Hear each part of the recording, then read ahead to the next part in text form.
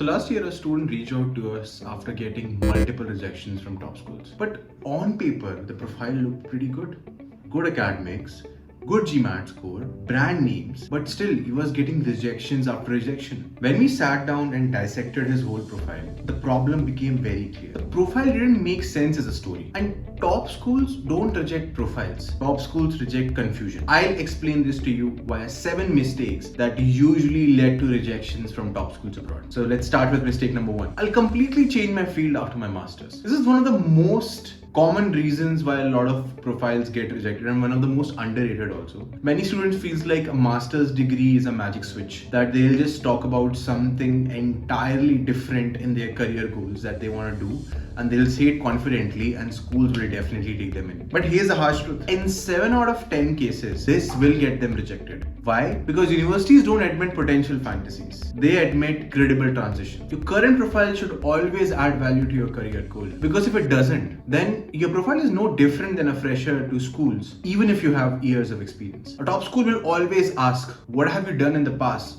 that will help you achieve your career goal? And if that bridge is weak, rejection is almost guaranteed. Second mistake, a one-dimensional profile. Another very common pattern of rejection looks like this. The school has multiple essays, but in every essay, the student talks about the same internship or the same project or the same NGO work or the same achievement. Different questions, same story. To admission committees, this signals one thing: limited exposure. Top programs are very intensive. They want profiles who have handled different and difficult challenges. Academic challenges, personal challenges, professional challenges. The strongest profile shows growth from different angles. These experiences tell the schools, this person can survive the program. This person can handle the pressure. When your profile only shows one direction, it tells them the opposite. Mistake number 3, they don't even meet the minimum eligibility criteria. This might sound very basic, but it's a very common concern. And students don't even read the college websites very clearly. They underestimate how different university academic systems are. How some schools have a minimum GPA requirement. Some students don't even know if the schools need a GMAT or a GRE. If so, how much score is needed. And some students don't even realize that some schools are very GPA centric. And then they are surprised by rejection. Top schools are not flexible about their eligibility. And I have seen some examples where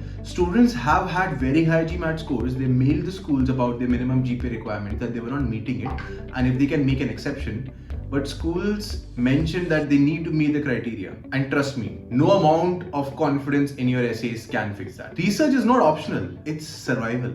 Mistake number 4, applying to the wrong program at the wrong time. Now this one hurts. Students with 1 or 2 years of experience applying to an MBA, or students with 0 leadership experience applying to leadership-centric programs. Top school design their programs with very specific profiles. And if your experience or your profile doesn't match what they're expecting, then the rejections are not personal, they are structural. The university is not saying that you're not good enough. They are saying that you're not ready yet. Timing matters more than students realize here. Mistake number 5, weak or misaligned letter of recommendations. Now this is a silent killer and many students approach their LORs very casually. They just ask a referee, can you write me an LOR for my master's application or my MBA application? What they get back is general praise. Now this might work for tier 2 or tier 3 universities, and it will definitely work because they don't care about what's written.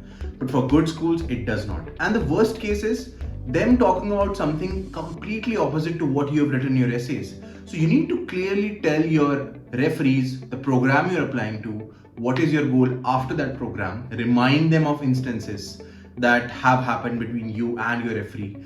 And if they're writing something, they need to claim it with an instance or an example. We've already created a video on this, so you can check out that particular video. Admission committees check everything: your story, your career goals, your LORs, and if something doesn't align, it creates a doubt, and doubt leads to rejection. Mistake number 6, using the wrong resume format. And this is again a very common one. Students use the same ATS friendly resumes for their abroad applications, which they usually use for their Indian job application. But international admission committees don't use machines. They have human readers, and human readers skim. If your resume is not in the format they are familiar with, information becomes hard to find. Think of it like reading a newspaper where all the sections are shuffled. Nobody will give extra time to figure it out. If your resume doesn't guide the reader effortlessly, the best of your achievements might not even get figured out. Mistake number 7, complex language and impressive English. And this is actually meant for Indians only. There's a belief that complex English means high intelligence. And that's not true.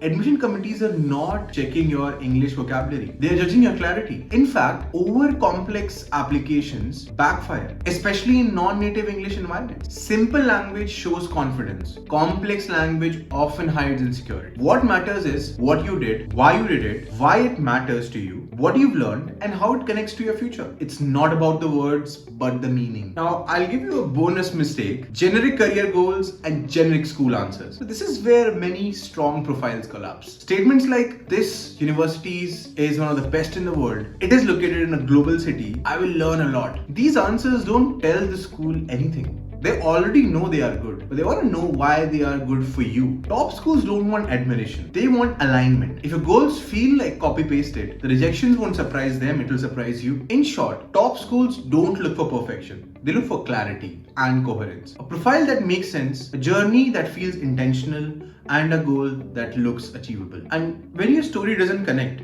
no score can save it. If you like the video, please subscribe to our YouTube channel. We break down applications the way admissions committees see them. And if you want personalized guidance to help you connect your past, present, and your future, and you want to work with someone from one of the top schools that you are aiming for, you can book a session with us using the link in the description. Don't let a great profile get rejected for avoidable reasons.